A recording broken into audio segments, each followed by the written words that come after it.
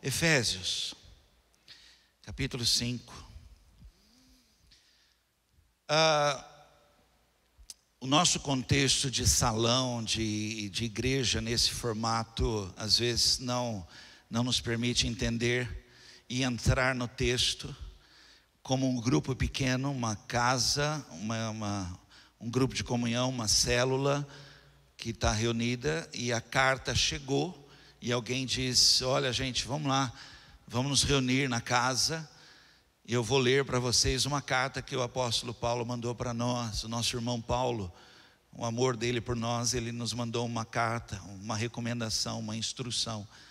Então é lida dessa maneira, e logo depois que é lida, as pessoas começam a falar entre eles lá. Falou: viu o que o apóstolo está falando para nós? Viu a instrução dele para nós? Nós não podemos ignorar isso. Nós precisamos começar a ver estas coisas. Alguns até, como é que ele sabia isso? Né? Então aquela conversa de um grupo pequeno que vai se espalhando pelas igrejas, pelas casas que se reuniam, é esse contexto. Eu lendo aqui, você recebe talvez de uma outra maneira, mas é uma carta para a minha vida e para a sua vida. Estou pegando uma parte dela, do versículo 15 ao 20, que diz assim: portanto, prestem atenção na sua maneira de viver. Não vivam como os ignorantes, mas como os sábios. Os dias em que vivemos são maus. Por isso, aproveitem bem todas as oportunidades que vocês têm. Não ajam como pessoas sem juízo, mas procurem entender o que o Senhor quer que vocês façam. Não se embriaguem, pois a bebida levará vocês à desgraça. Mas encham-se do Espírito de Deus. Animem-se uns aos outros com salmos, hinos, canções espirituais. Cantem de todo o coração hinos, salmos ao Senhor. Em nome do Senhor Jesus Cristo, agradeçam sempre todas as coisas a Deus, o Pai. Você pode dizer um amém? Agora é aquele momento que foi lida. Chegou para nós uma palavra, que nós cremos que um homem inspirado por Deus manda uma palavra de Deus para nós, né? Então você agora precisa abrir teu coração, porque senão vai ficar aqui numa palestra minha de tudo que eu anotei. Mas se o teu coração agora se abrir, se quebrantar, haverá uma revelação de Deus para a tua vida. Você crê nisso? A profundidade, a largura e o comprimento tem a ver com a sua busca. Tem a ver com isso. Porque quem pede, quem busca, quem bate. Faz isso agora, curva a sua cabeça. Comece a pedir ao Senhor que te dê uma palavra. Pede para Deus te surpreender mesmo. Fala: Senhor, eu estou precisando tanto de uma palavra hoje que faça todo sentido para mim. Fala para Ele aí. Pai, em nome de Jesus, traz hoje para nós uma instrução. Traz hoje para nós algo que abra os olhos. Traz algo para nós hoje que nos leve, Senhor, a uma mudança, a um rumo, uma direção, um novo posicionamento, sempre na Tua palavra, sempre, sempre. Nós queremos sempre pela palavra sair de um lugar e já ir em direção ao Senhor. Nós não queremos ficar parados, nós não queremos ficar estagnados, nós não queremos sequer nem pensar em voltar atrás. Nós queremos pela palavra fincar estacas nas nossas vidas e entender que o Senhor ainda fará grandes coisas por nós. Você pode dizer um amém? Eu vou falar que Deus quer falar com você. Essa palavra tomou meu coração no sábado pela manhã. Eu acordo às 7h30 e já começo as minhas anotações da busca que eu começo na segunda-feira, pedindo a Deus que me dê uma palavra, me dê uma inspiração, me dê uma direção. E ela tomou meu coração, ela começou a fluir dentro de mim numa certeza. Preste muita atenção nisso aqui.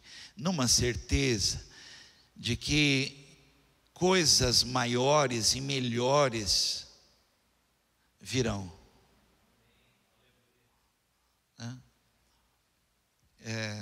Você precisa entender algo. A bênção de Deus, ela já foi dada a nós, mas não foi liberada. Porque muitas vezes nós não estamos no lugar certo e na hora certa. E muitas vezes não se deita vinho novo em odre velho. Há um impedimento, há uma barreira criada.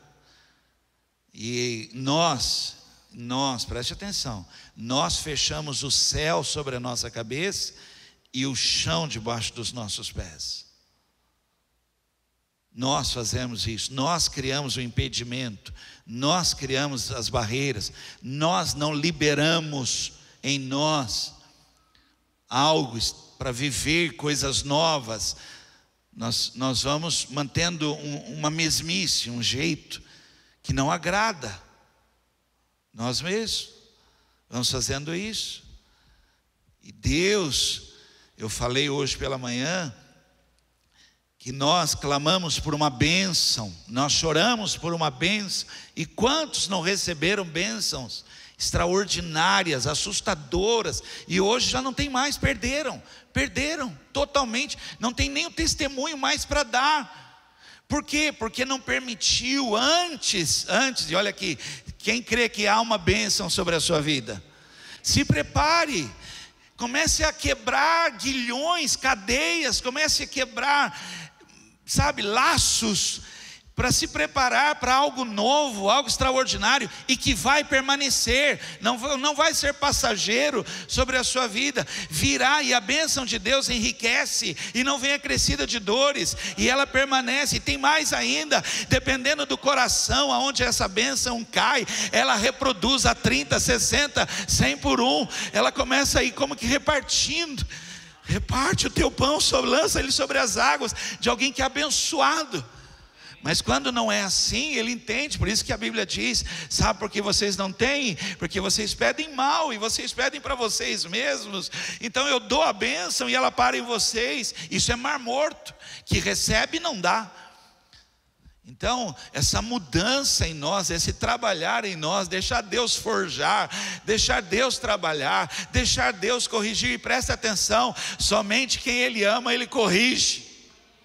Deixa Ele corrigir, chega a pedir para Ele: Senhor, me corrige, muda, altera, me prepara para coisas maiores. Por isso que Ele fala: clama a mim se você quer, clama a mim, e eu vou ensinar coisas ainda maiores que você não sabe.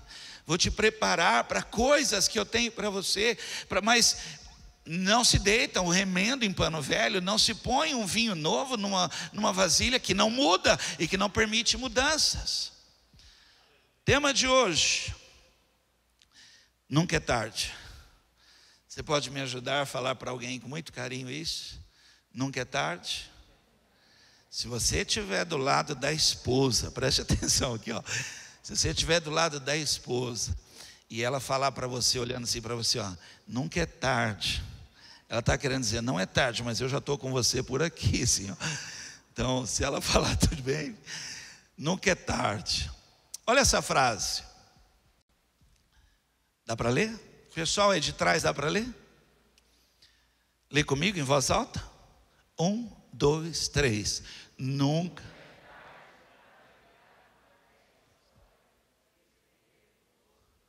Fala para a pessoa lá: é para você essa, hein?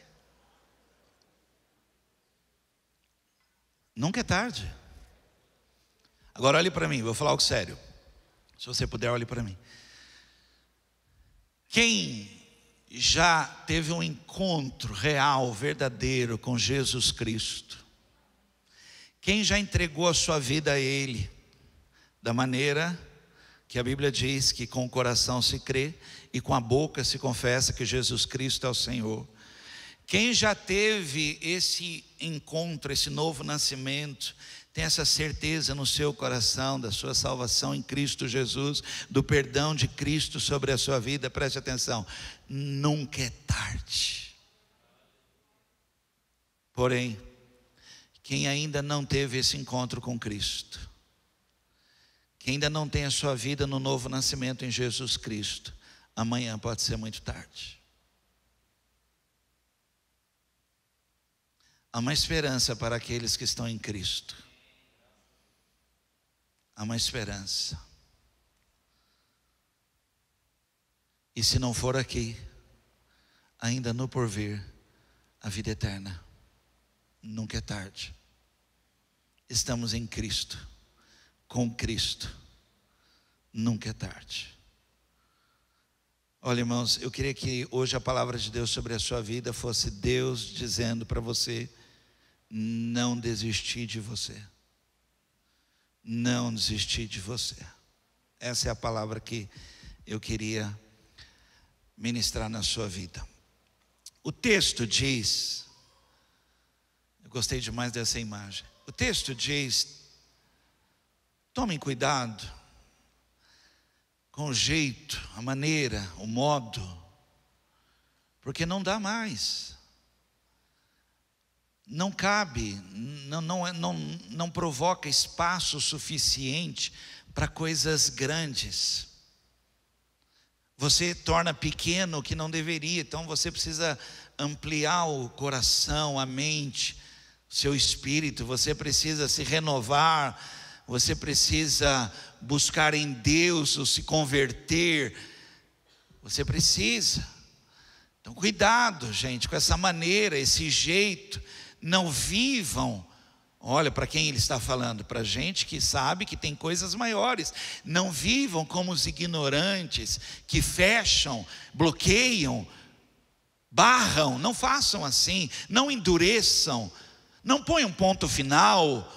Se preparem, abram, tenham expectativas, renova, provoca renovo na sua vida, porque Deus está vindo aí com algo novo na sua vida. E em todo tempo a palavra é essa: eis que faço novas todas as coisas. E nós devemos acordar já entendendo: Deus hoje quer fazer algo novo na minha vida, surpreendente, quer me fazer enxergar o que até agora, por bloqueios, por currículo errado, eu não enxergo. Quebre os currículos, comece a escrever algo novo na sua vida. Ah, pastor, mas eu já venho de uma bagagem, eu já venho de um lugar, eu já venho de uma formação, eu já venho de uma família, meu irmão. Mas em você, Deus está trabalhando, e permita Ele trabalhar, e trabalhar, e trabalhar, para que coisas ainda maiores, experiências, os limites serem quebrados, e Ele ir abrindo na sua vida algo novo, né? Então, por favor, não rotule a sua vida dizendo: eu sou assim. Mas eu sou assim, pastor, eu gosto assim, eu faço assim, é assim que eu faço, é assim que eu falo. Pastor, eu sou assim, desse jeito. Pastor, eu não gosto. Eu acho muito interessante, gente. Você está agora aqui, olha, numa igreja, numa congregação, e há pessoas, talvez você esteja sentado do lado de uma pessoa assim, e falar: eu vou lá, mas, cara, eu não gosto de muvuca, não gosto de muita gente. Deixa eu falar para você, pensa num lugar de muvuca, é o céu. E é um povo doido, cara, doido. Porque uns dão glória alto, outros dão glória baixo. Uns cantam Cassiane, outros cantam Fernandinho, outros cantam as bandas lá, e outros cantam, né? Eu, Roberto, cadê o Roberto? O Roberto até saiu, falou: Castelo forte é o nosso Deus, né? E os outros lá cantando as músicas lá, tal. Olha, pensa, e aí você: mas eu não gosto. Vai mudando, cuidado. Aí Paulo escreve para a igreja de Jesus: cuidado com esse jeito, né?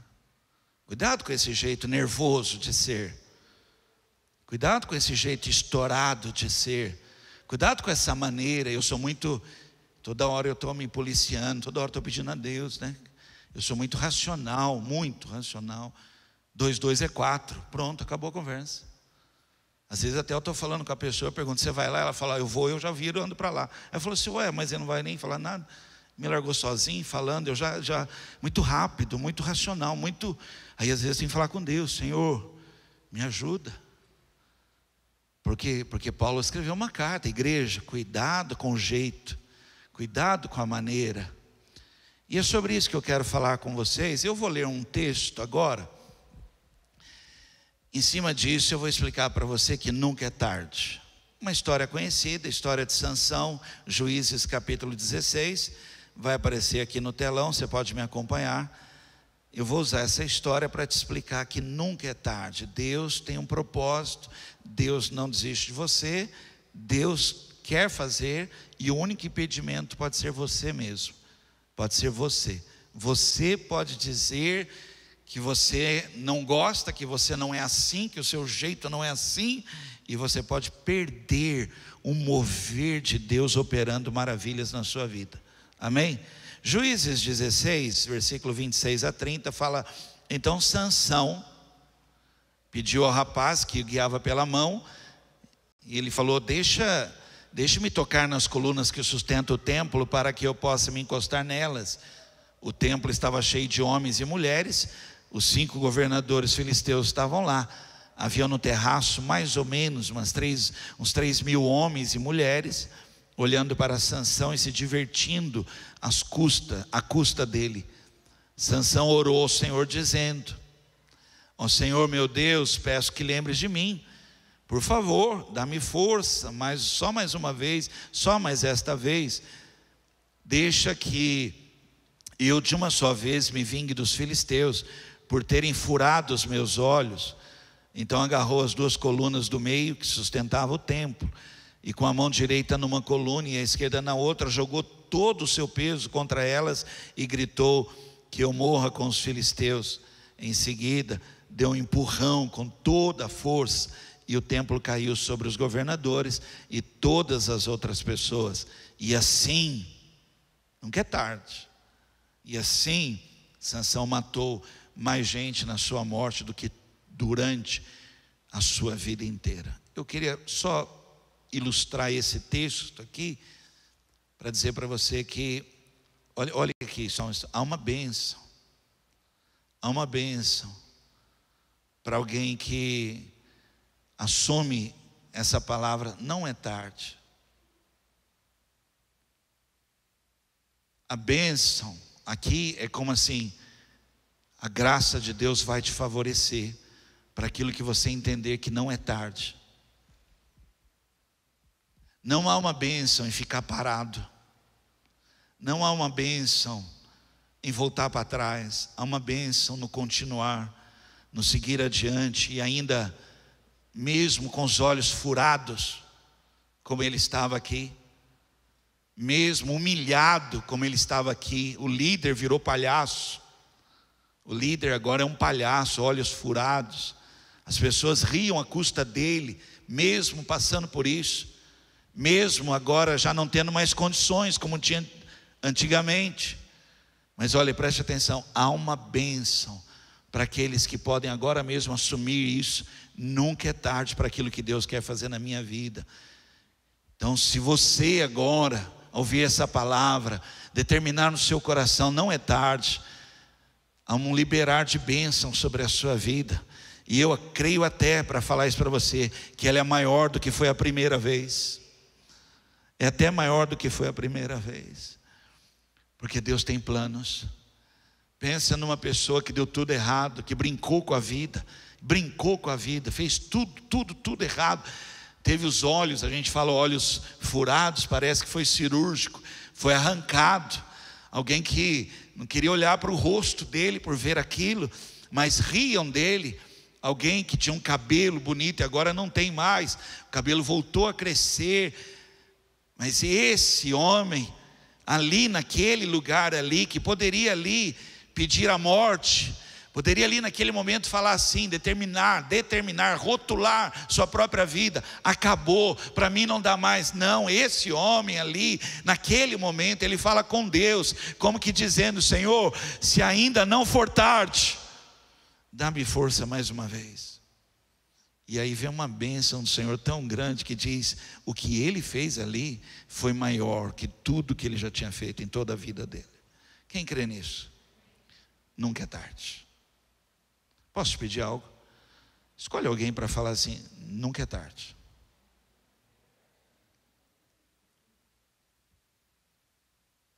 Eu queria falar algumas coisas com você, estudar algumas coisas que não é tarde, tá bom? Primeira coisa, nunca é tarde para começar. Eu vou falar algo a você. Quando eu estava anotando, essa palavra já estava no meu coração. Quando eu fazia anotações, você pode ver que de vez em quando eu olho aqui, porque são anotações que eu fiz. E das minhas anotações, quando eu estava ali nelas, meu coração se encheu de pessoas que já, eu vou usar a palavra sonhar, mas eu não sei se foi um sonho ou se você viu isso. Pessoas que sonharam fazendo algo que nunca tiveram coragem de fazer. Mais do que isso, já viram você fazendo, já falaram para você: eu te vi fazendo isso. Coisa que você nunca teve coragem de fazer.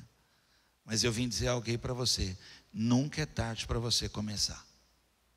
Há uma bênção de Deus sobre isso. Você sempre quis e nunca teve coragem, ou sempre te impediram, ou você já se frustrou, já se decepcionou, ou não sei. Mas olhe, preste atenção: para quem está em Cristo, não é tarde. Nunca. A bênção de Deus continua, só está esperando uma determinação sua para ela ser liberada sobre a sua vida. Creia nisso. Nunca é tarde para começar. Nunca é tarde para começar algo que queima o coração, que é paixão. Nunca é tarde para algo que você já chorou por isso. Você já chorou por isso. Você sempre quis, mas talvez não quis pagar o preço. Começar uma obra de amor, de misericórdia, de compaixão, um ministério, um trabalho, um movimento. Nunca é tarde para começar. Nunca é tarde para começar a servir ao Senhor. Nunca é tarde para começar. Eu vou ler esse texto para você que está em Gênesis 2, vou ler o versículo 1 e 4, vai aparecer aqui no telão. O texto fala assim: certo dia, e eu vou falar para você que certo dia é esse. Certo dia, o Senhor Deus disse a Abrão: saia da sua terra e do meio de seus parentes e da casa do seu pai e vá para uma terra que eu lhe mostrarei. Versículo 4 revela que dia que foi esse. Esse certo dia, Abraão tinha 75 anos quando partiu de Harã, como o Senhor havia ordenado. 75 anos. Preste atenção. Nunca é tarde para começar. E Deus começou uma nação num homem, com uma palavra liberada aos 75 anos de idade. E só começou a se concluir quando o anjo visita ele com 99 anos. Com 100 anos ele está recebendo seu filho Isaac. Nunca é tarde para começar. Quem está me ouvindo, diga amém. Deus não desistiu de você. Há um dom sobre a sua vida. Comece, meu irmão. Algo que tem tanto te apaixonado, está trabalhando no seu coração. Não é tarde para você. A Carisma aqui, nós temos pessoas que já vieram de muitas igrejas aqui, várias igrejas, vários momentos da igreja, e sou muito feliz por você estar aqui conosco hoje. E talvez você tenha tentado algo e você tenha, né? Eu sou uma pessoa, eu sou da igreja, me converti muito cedo, e nós, para pormos uma bateria dentro da igreja, nós fomos praticamente expulsos da igreja, porque naquela época a bateria era do diabo. Não sei quem falou isso, porque nada é do diabo. O diabo não tem nada, tudo pertence a Deus. Nós é que usamos errado, mas a bateria era para louvor e glória do Senhor. Primeira vez que colocamos uma guitarra dentro de uma igreja, que foi vaquinha dos jovens, primeira música numa guitarra. Eu falar isso para o Arthur, deve chorar. Nós cantamos o hino Então Minha Alma na guitarra. Imagina o cara querendo fazer um solo. Então minha alma.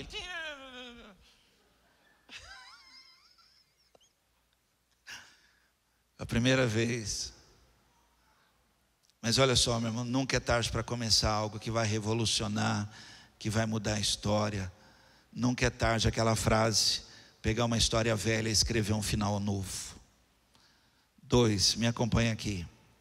Nunca é tarde para voltar. Nunca é tarde para voltar. No livro de Lucas, capítulo 15, versículo 18. Eu vou pedir que você preste uma atenção agora aqui, muito forte. Nunca é tarde para voltar. Lucas 15, 18 fala assim: vou voltar para a casa do meu pai e dizer: Pai, pequei contra Deus e contra o Senhor. Olhe para mim. Já é estatisticamente, já isso não é mais um discurso, isso já é estatística. IBGE já tem esses números. Já há mais crentes desviados da igreja do que crentes participantes da igreja. Agora mesmo tem uma multidão de crentes em casa, não frequentam mais igrejas, não participam mais de nenhuma igreja e não conseguem mais o retorno, o voltar a uma igreja.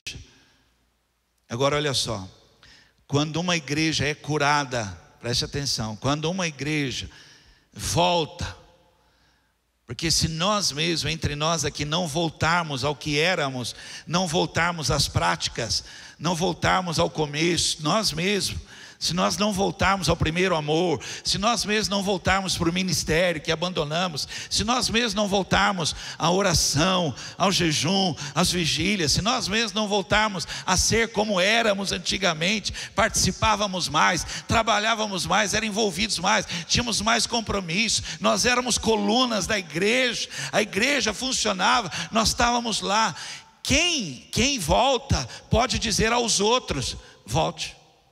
Eu voltei. Enquanto a igreja não se achar e ela não voltar, os que estão lá fora não conseguem voltar. Esse menino, olha a luta, olha o que é luta, gente. Ele volta, ele fala: eu vou voltar. E eu sei que como filho eu não posso voltar mais, porque eu destruí meu pai. Eu acabei com a metade da fortuna do meu pai. Eu errei feio, eu humilhei meu pai. Como filho, eu não posso voltar mais. Então eu vou pedir para o meu pai, porque eu preciso voltar. Eu vou pedir para o meu pai: me deixa voltar como empregado. Olha, essa é a condição. Quando ele chega na hora com esse discurso: pai, pequei contra ti, faz da minha vida um dos teus empregados. Na hora, o pai mostra esse poder do retorno. Põe um anel no dedo que só filho tem, nenhum escravo tem, nenhum empregado, mas o filho tem. Troca a roupa dele, porque aquela roupa não é de filho, aquela é de gente que trabalha. Troca a roupa nele e faz festa. A igreja precisa estar preparada para fazer tudo isso para aqueles que vão voltar. E somente quem já voltou a ser como era pode receber outros. Preste atenção, nunca é tarde. Deus não desistiu de você nas campanhas de oração, no seu tempo de oração, não desistiu do seu dom, do seu ministério, do seu ensino, da sua vida. Volte a ser o dom que você era, o talento que você era. Quem pode dizer amém? Gente, falei tudo isso porque eu queria chegar nesse ponto aqui. Esse aqui é o tema de hoje, nunca é tarde, e é sobre isso que eu vou falar agora. Eu estou no terceiro item e daqui eu termino a mensagem. Nunca é tarde para mudar. Você pode falar para alguém? Nunca é tarde para mudar. Em João capítulo 2, versículo 9 a 11, é sobre isso que nós vamos falar agora e eu vou terminar a mensagem. Diz o texto assim: então o dirigente da festa provou a água, e a água tinha virado vinho. Ele não sabia de onde tinha vindo aquele vinho, mas os empregados sabiam. Por isso ele chamou o noivo e disse: todos costumam servir primeiro o vinho bom, e depois que os convidados já beberam muito, servem o vinho comum. Mas você guardou até agora o melhor vinho. Jesus fez esse primeiro milagre em Caná da Galileia. Assim ele revelou a sua natureza divina e os seus discípulos creram nele. O primeiro milagre de Jesus estabelece algo, estabelece mudança. Preste atenção, quando a mudança é liberada, ela é instalada, muda rumos, mudam direções, mudam conceitos. Se era costume, é quebrado por causa da mudança. Esse homem aqui, hoje de manhã eu perguntei o nome, gente, é um nome comprido. Esse homem aqui, o dirigente da festa, hoje no casamento ele é chamado de cerimonialista. Passei a tarde inteira guardando esse nome. Cerimonialista. Tem como dar outro nome para ele? Cerimonialista. Preste atenção. Esse homem estava acostumado, as coisas não mudam. As coisas são sempre assim. É horroroso isso. Poxa, é triste ver o que se faz aí por fora. A maneira como as pessoas vivem, enganando os outros, fazendo sempre assim, vivendo sempre assim. E ele fala, gente, olha, deixa eu falar, eu estou assustado. Porque o normal é ser assim. Sabe como é que eles fazem? Colocam ali um pouquinho de vinho ali, a pessoa ficou meio entorpecida, taca vinho ruim. Mas vocês, poxa, eu nunca vi isso. Agora esse cara pegou outro casamento para fazer, aqui da Carisma. Vai fazer um casamento das meninas, os meninos aqui da Carisma. Os pais já estão tudo pegando a mão. Não, você não, você não. Vai fazer o casamento. Cerimonialista vai fazer o casamento. E aí o cerimonialista pergunta, diz uma coisa para mim: como é que você trabalha? Porque deixa eu falar uma coisa para você, eu não faço mais festa daquele jeito. Que jeito? Aquele jeito. Põe um pouquinho de vinho bom e o resto tudo vinho de terceira, sangue de boi. Não dá. Não dá. É assim que você trabalha? Como é que você trabalha? Fala para mim, como é que é? Que eu não pego festa assim mais. Mudou. Quem pode dizer um amém? Mudança vai provocando novo rumo, nova direção, meu irmão. Vai abrindo expectativas novas, vai trazendo novos ares. Nunca é tarde para mudar. Começa a mudar, começa a ter um comportamento diferente, começa a agir diferente. Começa. Rubem Alves, no Canto da Borboleta, ele fala: não haverá borboletas. Rubem Alves fala isso: não haverá borboletas se a vida não passar por uma longa e silenciosa metamorfose, mudança. Não vai ter borboleta, vai ter casulo. O que nós temos hoje? Um monte de casulo. Eu sou assim, eu sou assim, eu sou assim. Não, meu irmão, você não foi criado para isso. Você foi criado para desenvolver algo novo, bonito. Olha, Fernando Pessoa fala, ele diz assim: os homens aí, ó, pega essa palavra, os homens, olha. Há um tempo em que é preciso abandonar as roupas usadas, que já tem a forma do nosso corpo.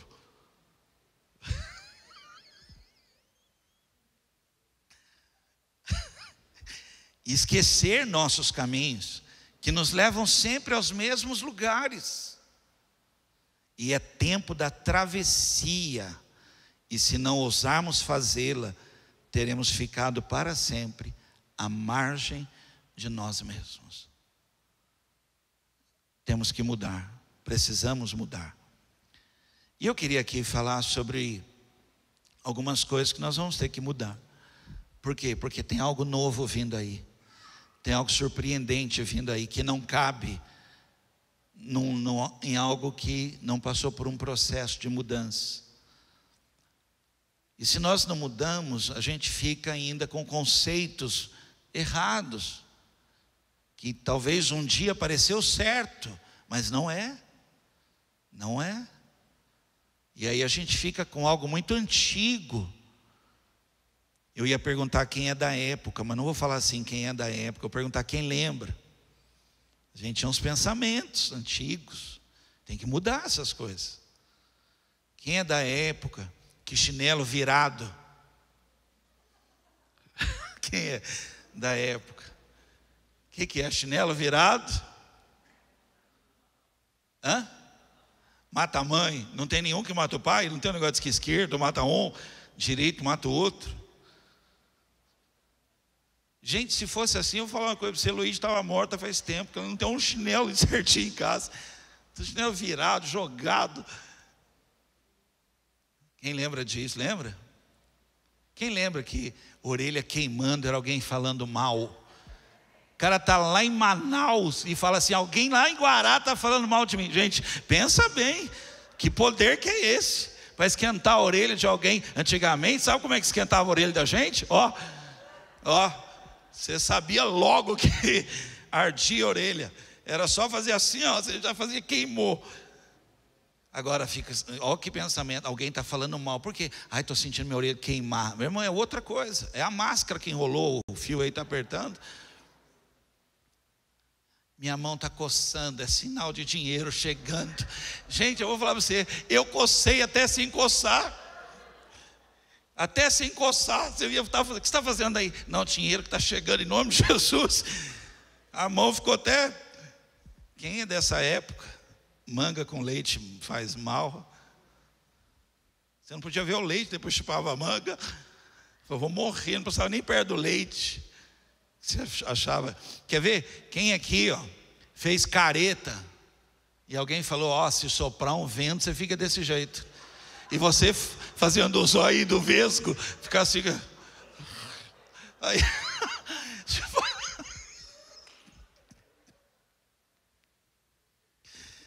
aí Paulo está escrevendo uma carta, ele está dizendo, gente, 1 Coríntios 13:11, ele está dizendo, gente, quando eu era menino, quando eu era uma criança, eu falava igual uma criança. Mas quando eu cheguei adulto, eu abandonei as coisas de criança. Sabe por quê? Porque agora tem uma unção de Deus sobre a minha vida como adulto. Tem uma bênção já liberada sobre a minha vida para coisas de adulto. Não dá mais. Se isso e a mudança, preste atenção, eu preciso falar isso para você. A mudança é da água para o vinho. Quem pode dizer amém? É assustador até. Quem tinha medo vai ter coragem. Quem não sabia vai fazer como sempre já soubesse. É assustador, porque é da água para o vinho. Mudança de mentalidade. B. Não sei que eu não falei 2. B. Uma mudança administrativa. Uma mudança administrativa. Paulo fala assim, gente, olha a carta chegando e nós estamos lendo. Vocês precisam aproveitar cada oportunidade que vocês têm. Precisam. Vocês não podem perder tempo. Vocês não podem viver mais brincando assim, como se não pode mais. Porque a vida, me ajude, fala para alguém, sua vida é muito preciosa. Fala para alguém. Muito preciosa, muito valor. O seu dom é muito valoroso. A sua existência é muito valorosa. Sua vida, a palavra que vai sair da sua boca, as estratégias que o Senhor vai dar para você, sua ação, aquilo que você vai começar, aquilo que você vai voltar, está sendo aguardado. Há uma ardente expectação de tudo isso aí, esperando. Então, por favor, aproveite agora cada oportunidade, faça dessa oportunidade valer a pena na sua vida, faz valer a pena. Então uma mudança administrativa, gente, por favor, não dá mais, não dá. Uma mudança de nós organizarmos, não dá, irmãos, o que Deus tem para nós, não é para gente enrolada, não é para bagunça, é para organização, é para você administrar tempo, finanças, seu coração, sua mente, bem administrado. Não há uma bagunça emocional, não há uma desorganização interna, não. Eu estou preparado, firme está o meu coração a Deus, cantarei e salmodiarei, estou preparado. Senhor, pode vir com a bênção, pode vir com a tua unção, meu coração está preparado para coisas ainda maiores. Aleluia. De alguém que já acorda sabendo que no momento que eu acordo, até eu me deitar, a bondade de Deus está sobre a minha vida. Todo tempo há um caminhar de Deus, há uma ação de Deus. Deus tem planos com a minha vida e Ele não desistiu de mim. Difícil, gente, falar aqui como igreja para gente que eu estou aqui dizendo assim: Deus quer te abençoar e você não coloca a sua vida em dia, suas finanças, não dá mais. Talvez você não saiba, mas quem lida com dinheiro, quem é financeiro, quem é administrador, você sabe que tem até empresários que não sabem isso. Por isso que as empresas não duram muito tempo no Brasil. O dinheiro no Brasil custa muito caro, não é barato. Por isso que ninguém vende geladeira, fogão, eles dão, se quiser ele dá para você. Ele só fala para você se você pode levar um carnezinho com 24 prestações. Porque é ali que eles estão. A geladeira está embutido. É o dinheiro que custa caro, as parcelas, a dívida. E aí a pessoa ainda não paga. Aí, meu irmão, não tem mais fundo aquilo. Aí você não sabe onde vai parar aquilo. Aí brasileiro, como sempre dá jeito, o que ele espera? Vou esperar. Que eles vão me chamar para um acordo.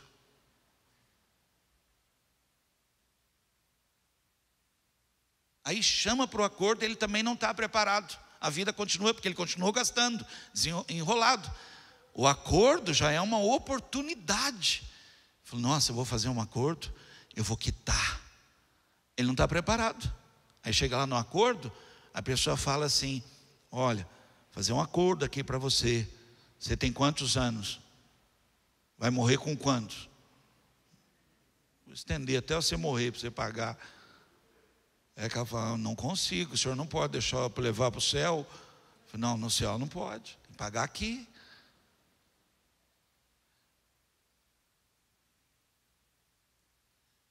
Aí você não sabe administrar, não sabe ter controle, passa para alguém que sabe. Aí você fala, pastor, se eu passar para minha mulher, a casa cai. Aí faz os dois juntos, na ponta do lápis. Eu desejo sobre a sua vida que você vai terminar esse ano em azul, nem que seja clarinho.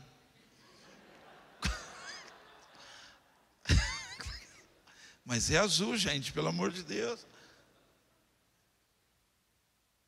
Quando eu falei daqui, deu para ver algumas pessoas falando, quem me dera. Meu irmão, mistura as cores ali, fica aquele azulzinho. Sabe aquele azulzinho que quase branquinho? Mas já é um azulzinho. Aí o ano que vem vai ser o azul. E depois o outro ano vai ser azul. Não ouvi um amém, cara. Crente é duro. Ele quer ficar no vermelho. Quer ficar. Então fica. Lucas 14, 28 a 30, diz assim, se um de vocês quer construir uma torre, primeiro senta, calcula quanto vai custar, para ver se o dinheiro dá. Se não fizer isso, ele consegue colocar os alicerces, mas não pode terminar a construção. Aí todos que virem o que aconteceu vão caçoar dele, dizendo, este homem começou a construir, mas não pôde terminar. A igreja, eu sou administrador, eu sou pastor, mas eu sou um administrador. A igreja, ela recebe ofertas, dízimos. Eu já orei muitas e muitas vezes por uma moeda dentro de um envelope, que alguém falou: eu vou levar.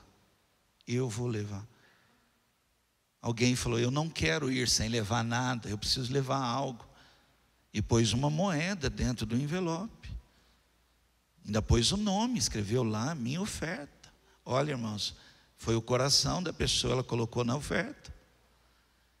Eu não posso brincar com isso, como administrador, como liderança, como pastor, brincar com isso. Eu tenho que ter temor. Eu não posso pensar, porque é muito fácil fazer festa com o dinheiro dos outros. É muito fácil. Eu tenho que valorizar uma moeda. Eu tenho que pegar aquilo ali, ó, calma então, vamos pensar. Vamos organizar aqui, vamos juntar. Agora não dá. Quantas vezes a rapaziada, principalmente do som, pensa uma área da igreja que não tem dinheiro que caiba, é som. Não tem, toda hora estão pedindo para mim. E eles nunca pedem R$100. Nunca, gente, eu vi o pessoal do som falar: pastor, libera R$100 para a gente. É 10 mil. Eu não sei de onde é que esses meninos, eles ficam vendo o Hilson. E não sei, cara, é tudo assim. E aí eu tenho que falar para eles: calma, vamos lá. Porque eu tenho que saber organizar o tempo certo. Você vai organizando, mas você vai preparando, porque tem uma bênção de Deus a caminho. Porque quem é fiel no pouco, sobre muito Deus vai colocar. Aí chega uma pessoa aqui na igreja, culto está tendo culto, a pessoa chega aqui e fala: eu não sou dessa igreja, eu não frequento essa igreja, mas eu quero dar um dízimo aqui nessa igreja. Eu vendi uma propriedade e eu quero fazer um depósito aqui, eu quero transferir um dinheiro para esta igreja. Quem administra uma moeda está preparado para receber milhares. E isso tem a bênção de Deus. Agora você está perguntando por que eu falei isso. Porque você está debaixo dessa cobertura. Assim será a sua vida. Não seja desorganizado, porque a sua igreja não é, seu pastor não é. Não gosto de dívida, não gosto de rolo. Eu fico esperando a bênção do Senhor sobre a vida. Quem pode dizer amém? Você pode aplaudir ao Senhor por isso?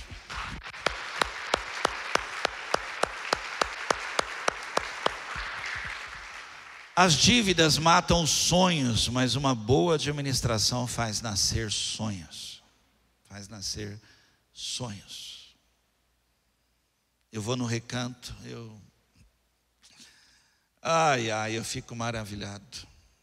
Eu fico maravilhado. Eu levei um empresário lá no recanto e ele riu, porque ele me via pedir um caminhão de areia, né? Caminhão de areia. Quando ele viu a obra, ele falou: cara, aqui vai muito caminhão de areia. Mas eu falei: mas a obra é feita assim: um caminhão de areia, 10 sacos de cimento, um caminhão de pedra, pedreiro, pagando, sem dívida. Deus vai nos abençoar. Último, gente, eu termino. Uma mudança espiritual. O apóstolo Paulo diz assim na carta: procurem, gente, procurem, para vocês começarem um renovo espiritual na vida de vocês, um despertar, um acordar, o viver. Procurem entender o que o Senhor quer de vocês, que o Senhor quer que vocês façam. E lá já na carta, no meio da carta, ele está escrevendo: não se distraiam. Não se distraiam ao mover de Deus, a uma ação de Deus poderosa. Deus quer fazer coisas, não fiquem distraídos com coisas. Não vão na distração da bebida. A bebida, ela vai deixar vocês lerdos, entorpecidos. Vocês vão ficar meio que perdidos. Não entrem nisso. Ele fala assim: ao invés de estarem nessa distração, procurem se encher do Espírito Santo. Quem pode dizer um amém? Quem aqui, por favor, quem aqui crê no poder do Espírito Santo?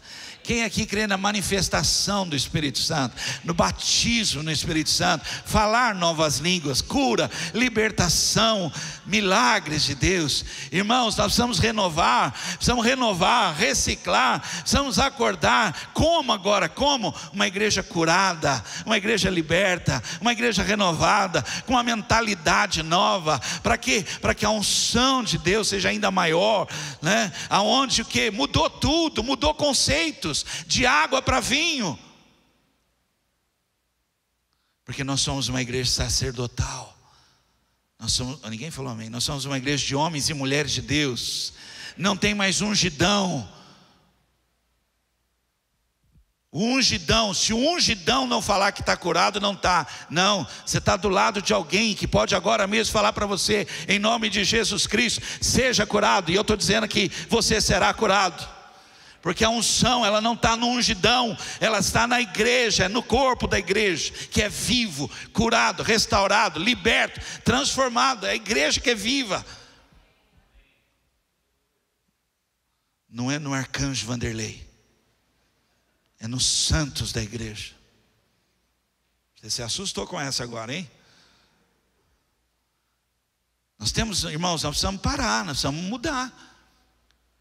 Todo mundo é forte essa expressão, mas assim, o pessoal aí um pouquinho mais antigo de igreja, sabe que pensa, né, assim, ou pensava, por exemplo, avivamento. Se eu falar assim, avivamento, todo crente gosta desse avivamento, povo do avivamento, igreja do avivamento. Nossa, eu oro por um avivamento. Qual que é a ideia? A ideia é que Deus derrame fogo num lugar e que ele pegue fogo. É assim que todo mundo quer avivamento. Ele quer que haja um avivamento. O que é isso? Que em algum lugar esteja pegando fogo e ele também pegue fogo. Deixa eu falar algo para você. Não é avivamento. Avivamento é quando você começa, porque nunca é tarde para começar. Leitura da palavra, oração, retiro pessoal, busca, seu coração vai começar a pegar fogo.